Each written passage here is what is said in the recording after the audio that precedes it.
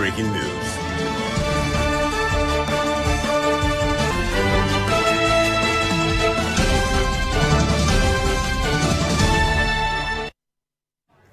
A very good afternoon. Welcome to our special coverage of the demonstration that has been organized by members of Arise Ghana Group, and they have been raising concerns over the deteriorating state of the economy. They've raised concerns about the fuel hikes over the period, amongst other things. We'll be going live to the demonstration grounds where we understand that there's a standoff between members of the group and also the police there. We will be establishing contact with a man on the ground, nanayaw Boateng, who is currently at the Obra Sport, where we understand that the protesters have already converged to begin their demonstration. If we have nanayaw on the line, Tufo, I'm grateful for joining us.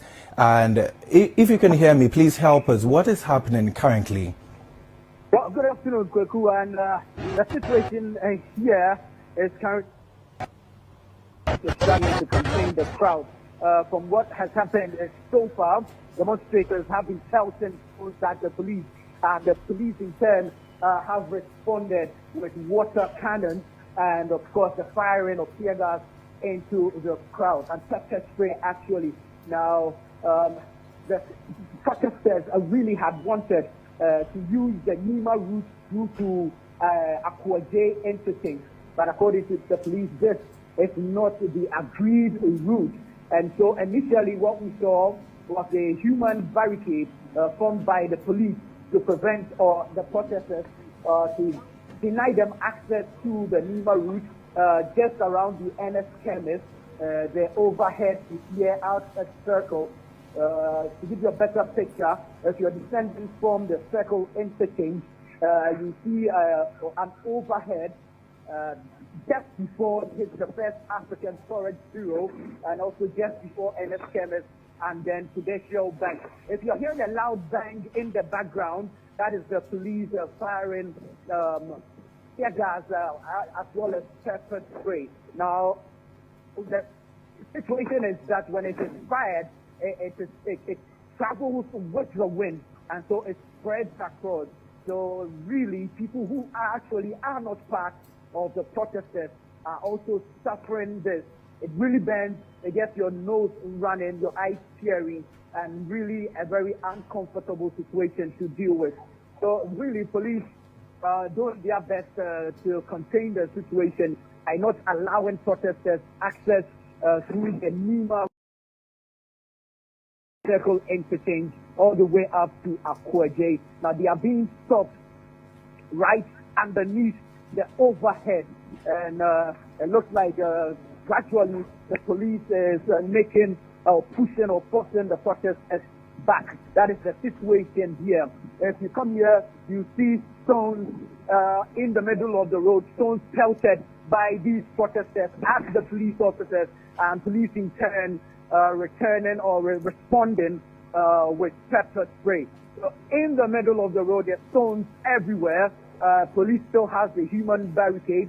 You see FTU tanks, FTU machines here. Police heavily armed, firing tear gas, and that is what you hear in the background. A loud bang into the protesting crowd. However, when you look up the overhead, you see some persons not really clad in the traditional red and black that the protesters visibly are still pelting stones at the police. And it's really a dangerous situation. You would have to be far off to be able to stay safe, because these are not small stones they are pelting. Police team advancing right behind their FPU machines, but yes, protesters also not giving up and firing stones. You see some police activity. Moves are being made to pick up persons who are pelting stones at the police. So, Nanatufo, can you confirm to us whether or not anyone has been hurt following the firing of the tear gas and also the pelting of stones? Can you confirm if anyone has sustained any injuries following the action by both factions in this particular That will be difficult to tell, but we've seen a number of people, of course, running for water because they have suffered this tear gas or pepper spray. But it is difficult now to tell if anyone has sustained any injury or not. But clearly, tear gas has been fired in a bid to contain the protesters, to stop them from accessing the Nima Road. And then, of course, we've seen even some journalists who are caught in the crossfire running for water to wash their eyes, their faces, and of course, to allow them breathe since the thickness of or the intensity of the tear gas and the pepper spray was quite high, for which reason they have had to seek some first aid by buying water from vendors or running into shops and asking for water. But as it stands now, it is really difficult to tell if any casualties have been recorded. So, I would also want us to talk about the route that was agreed on between both factions. What is the organizers telling you with regard to the route that was agreed on before the protest was started? Well, per the court decision yesterday, protesters were to use the Farm and Coma Circle through Faristo, through TUC, to the Independence Square. It is not clear why today there's a decision to use the Nima Road through Akwaje to the Jubilee House. Remember, although that this has always been the request or the plan of the organizers of this protesters to picket at the Jubilee House till well after dark. They had wanted to stay at the Jubilee House till about 8 p.m., which decision, of course, landed them in court, where the police sought to bar them from protesting into the night. A court decision was made by the High Court for protesters to begin their demonstration between the hours of 8 a.m. and 4 p.m. Protest per the court instruction was to end at 4 p.m. But organizers of the demonstration insist that they have also sought a stay of execution at the appeals court. Something we do not know for certain if has been granted, and of course if police have been served bail. But organizers of the protest insist on carrying out their initial or original plan, and that is the reason why they had intended to use the Nima Road through Akwaje. National Communications Officer of the NDC earlier addressed the gathering after a meeting with the police, and insisted that they will be using the Nima Akwaje road, but will not be going to the Jubilee House anymore, but rather will be going to the ministry's area where they would stay till 8 p.m.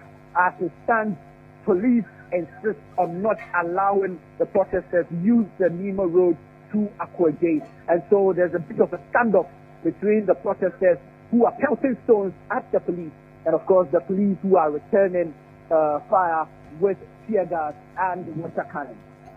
So, in our shots, we've been seeing people who are washing their faces, that is, following the firing of the tear gas and also the pepper spray by the police. Would you be able to tell us where some of the organizers are? Have they also been affected by this particular action by the police? Where are they now? Well, it's difficult to tell because initially the crowd led by the organizers were on the upward side, that's the NS Chemist side. But then when the confusion started and tear gas was being fired, the stones were being pelted, we saw some of the organizers, particularly Bernard Mona and Pablo, who happens to be the national youth organizer of the NDC. We also saw the general secretary of the NDC, Johnson Afiedin Chitia, also moved to the other side of the road, that is around the side close to the border. So, I would want you to just break for a while. We are seeing some videos of people running for their lives. What can you tell us? What is happening as of now? This is because the police team is advancing. Initially, the police had to retreat because the crowd or the protesters were tossing stones at them. But now this is the police advancing towards the protesters, and clearly persons will want to take cover or will want to run to save themselves from possible arrest or from suffering the tear gas that is being fired. So this is police advancing on the protesters to make sure that indeed they do not have access to this Lima road, and of course stick to the route as agreed upon or decided by the court. So we know that the Ring Road stretch is a very busy road, and when we talk about the Kwame Nkrumah Circle, a lot of vehicles use this particular stretch. What can you tell us with regard to traffic? Would you say that the situation is affecting traffic and also businesses in that enclave? Can you tell us? Clearly affecting traffic, because on the main road, vehicles that were coming or knowing what was happening ahead have been stopped and turned back. The police have turned them back. I am not sure exactly which route they are going to ask them to use, but no one is currently accessing the Circle interchange on the Ring Road stretch because it is in the middle, right at the overhead, where the overhead is, that the action is taking place. And so police have stopped all vehicles from accessing this particular stretch. Those coming from the GDC area or the Societe Generale area have been asked to turn back. So we are not sure which route they are going to take, but clearly they've been asked to turn back. Police are currently advancing on them. Now, for businesses in the area, it is difficult to operate as at yet because, one, you wouldn't have any customers at all because of the ongoing situation, and then for your own safety, it will make sense for you to close shop, either lock yourself indoors or to stay out. Okay, so from where I stand, I see two persons who have been picked up by the police. Two persons who have been picked up. They are being taken towards where the police had set days or have set camp.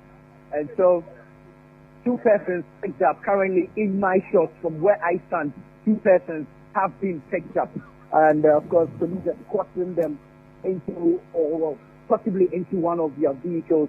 They'll be onward transferred to either of stations after the police's decision.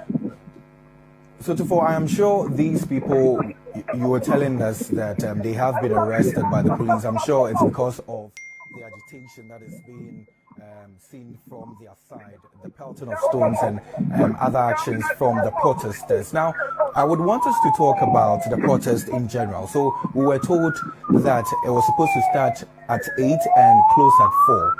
As we speak now, they're still at the Obra spot where they were supposed to converge. Why the delay? Well, Koko, that was a decision by the court for the protest to start at 8 and end at 4. But for the organizers, that was never their intent. Because we just listened to an address by the National Communications Officer of the NDC, Sami Jensen, who mentioned that indeed they are sticking to plan. And the plan was that the demonstration was to start at 3 p.m. and travel late into the night, that is at about 8 p.m. But 4, they being law-abiding citizens, they would